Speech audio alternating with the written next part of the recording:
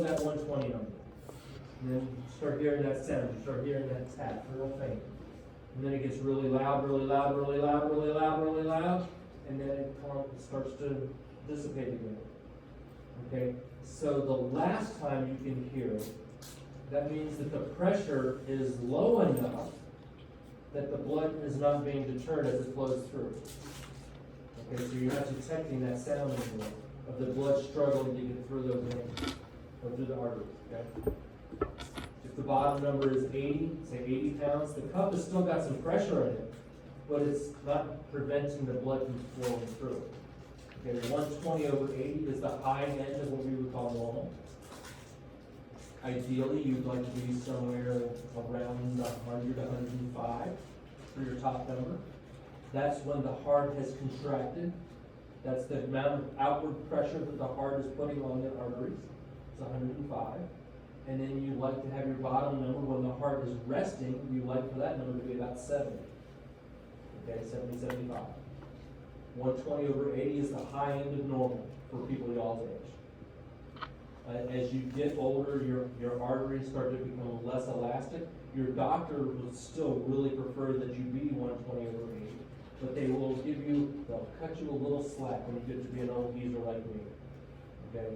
Like my cardiologist will let me get away with 125, 130 over 80 couple, 83 to be my high end of normal. Typically I'm on the little lower end. This week I was pegging a needle today. Okay?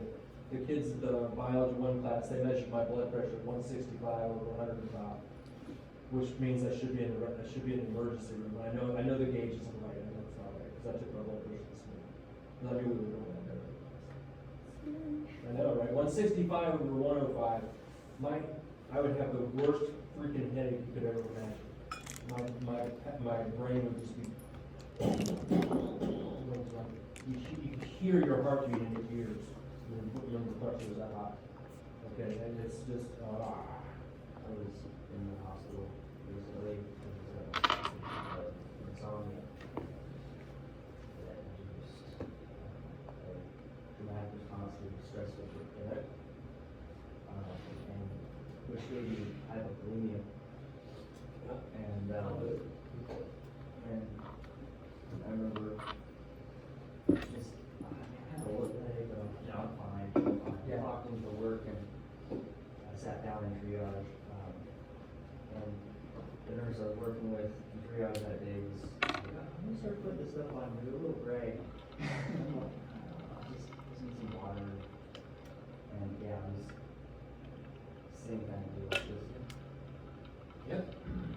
You have to listen to things like, say, headache. It's a good idea to listen to your body. Pain is a good thing. Pain is your body's way of saying, hey, don't forget about it. Go check me out. Don't wait. My wife is on short-term disability now because she gets these, they're called cervicogenic headaches. They start in their neck and work their way up underneath. And to me, I don't know why, it's almost like it's cyclic. She can tell it's going to happen every 4 hours. Something every 4 hours is setting it off. I mean, within 5 minutes plus or minus is 4 hours on the dot. The blood pressure is 105 and 68. No, these are not migraines. Totally different. Not even related. Yeah. All right. So I'm gonna skip ahead here. I want to get some other stuff here. Oh, I can't see. Oh, let's watch this.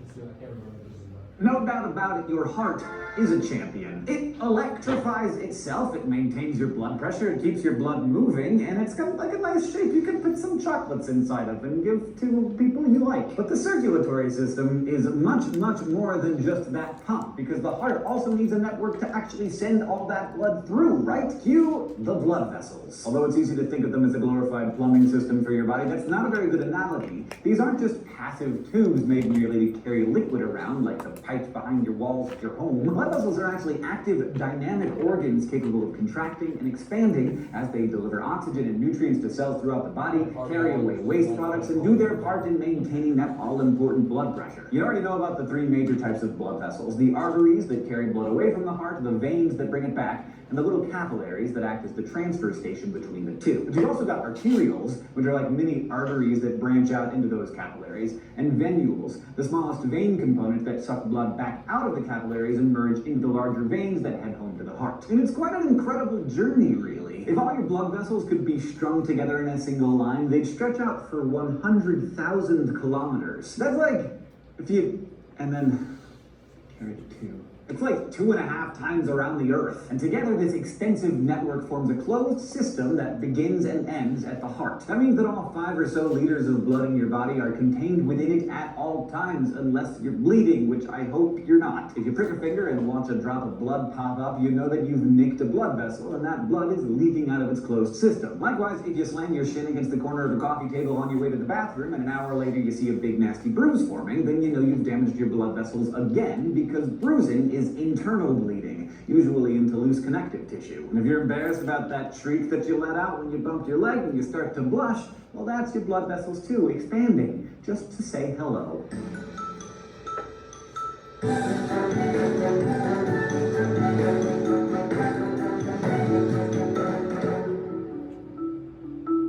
Blood vessels are another great example of how anatomy and physiology go together like peanut butter and jelly. How they look and what they do go hand in hand. Most of your blood vessels share a similar structure consisting of 3 layers of tissue surrounding the open space or lumen that actually holds the blood. Anatomists call these layers tunics, and the innermost section is called the tunica intima, which should be pretty easy to remember because, you know, it's like has intimate contact with the lumen. It's like your circulatory underpants. The cool thing about this layer is that it contains the endothelium, which you may remember is made up of simple squamous epithelium tissue and is continuous with the lining of the heart. These cells form a slick surface that helps the blood move without friction. Surrounding the tunica intima is the middle layer, the tunica media, which is made of smooth muscle cells and sheets of the protein elastin. That smooth muscle tissue is regulated in part by the nerve fibers of the autonomic nervous system, which can decrease the diameter of the lumen by contracting this middle layer during vasoconstriction, or expand it by relaxing during vasodilation. That right there should tell you that the tunica media plays a key role in blood flow and blood pressure, because the smaller the diameter of the blood vessel, the harder it is for blood to move through it. Kind of like trying to drink milk through a cocktail straw versus a soda straw. And finally, the outermost layer of your blood vessels is the tunica externa. It's like an overcoat if that coat were made mostly of loosely woven collagen fiber. Actually, if your coat happens to be made of leather, it is made of collagen, and like a coat, this outer layer is what protects and reinforces the whole blood vessel. Now, the ratio of the thicknesses of these 3 layers varies between blood vessels of different types, because guess what? Yes, form follows function. Let's take a look. Say you're gearing up for a big tournament of thumb wrestling, or what has been called the miniature golf of martial arts. How does blood move through your systemic circulatory loop to get from your heart to your champion right thumb flexing muscle, the flexor pollicis brevis, and back again? Well, you will remember from our lessons on the heart that blood leaves the left ventricle through the aorta, the biggest and toughest artery in your body, roughly the diameter of a garden hose. The aorta and its major branches are elastic arteries. They contain more elastin than any other blood vessel type, so they can absorb the large pressure fluctuations as blood leaves the heart. What's more, that elasticity actually dampens that pressure so that big surges don't reach the smaller vessels where they could cause damage. This is really where that whole pipe analogy falls apart. These arteries are really more like balloons. Their pressure reservoir is able to expand and recoil with every heartbeat. If they were rigid like pipes, they'd eventually leak or burst after being battered by so many waves of pressure. So that blood leaves your aorta, and since it's heading to your thumb, it travels along the elastic subclavian artery, which gives way to a series of muscular arteries, in this case the brachial artery in your upper arm and the radial artery in the lower arm. Muscular arteries distribute blood to specific body parts and account for most of your named arteries. They're less elastic and more muscular. These arteries arteries invest in additional smooth muscle tissue and proportionally have the thickest tunica media of any blood vessel. This allows them to contract or relax through vasoconstriction and vasodilation, which we've talked about a lot in terms of the nervous system's stress response. These arteries keep tapering down until they turn into the nearly microscopic arterioles that feed into the smallest of your blood vessels, your tiny, extremely thin-walled capillaries, which serve as a sort of exchange or bridge between your arterial and venous systems. They may be little, but your capillaries are where the big important exchange of materials actually happens. Capillary walls are made of just a single layer of epithelial tissue, which form only the tunica intima, so they're able to deliver oxygen and other nutrients in your blood to their cellular Okay, I'm gonna stop real quick, we're gonna continue, but I wanted to just point out real quick how small these are. We know from our chapter on blood that the width, or the diameter, I shouldn't say width, the diameter of a red blood cell is 7.5 nanometers across. So you can see how this is actually a really good analogy with, because you can only get one red blood cell to pass through a capillary at a time.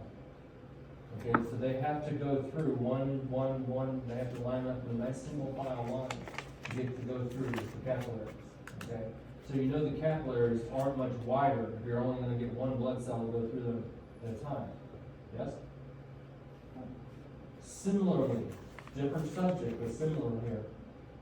Imagine, so these red blood cells that are coming out are nice and round, yes? If somebody had sickle cell, imagine this being shaped like a crescent moon. Okay, you know what a crescent moon is? It's when it's the moon that's like got like looks like somebody took a bite out of it. Okay, so the crescent moon. So imagine a crescent moon shape here, and it not being very pliable. So when you get these, I'm gonna back this up for just a second here. When you get to these little branching areas, it's right in here and right here, and you get these crescent-shaped cells blocking the flow of blood through those, what happens to the area, what happens to gas exchange in this area if you had a crescent-shaped blood cell right here blocking the flow right where this arrow is? What's going to happen to all of this area out here? You're going to get no gas exchange, right? Bad news. Okay, so this is why a person who has sickle cell gets into what's called oxygen debt. Okay, they get cramps, they get aches, they get pains, they get tired, they just can't, because the blood is being blocked at this particular location. Does that make sense? Alright. Sorry for stopping that. I know you all are in the rhythm here. The capillaries are also where those cells can dump their carbon dioxide and other waste back into the blood and send it away, through the veins to the lungs and kidneys, but we'll come back to that in a second. Unlike arteries and veins, capillaries don't operate on their own, but rather form interweaving groups called capillary beds. Besides exchanging nutrients and gases, your capillary beds also help regulate blood pressure and play a role in thermoregulation. Say you're in the room where you're practicing your thumb calisthenics, which probably isn't the thing, but the room is a little chilly, so the blood feeding your dermis loses a lot of heat to that cold air. Well, smooth muscle forms tiny sphincters, you got sphincters everywhere, around the vessels that lead to each of your capillary beds. When they tighten up, they force blood to bypass some of those capillaries, which means less blood is exposed to the cold and you lose less heat. If it's really cold, the smooth muscles around your larger arterioles and muscular arteries, like that radial artery in your lower arm, will also squeeze, slowing blood flow to your whole hand, which is no way to win at thumb wrestling. But it's one reason why your fingers get all stiff and numb in the cold. They're not getting as much warm blood because your blood vessels are trying to conserve heat. Conversely, if your thumb is working really hard and producing heat from all that exertion, those capillary sphincters relax and open wide,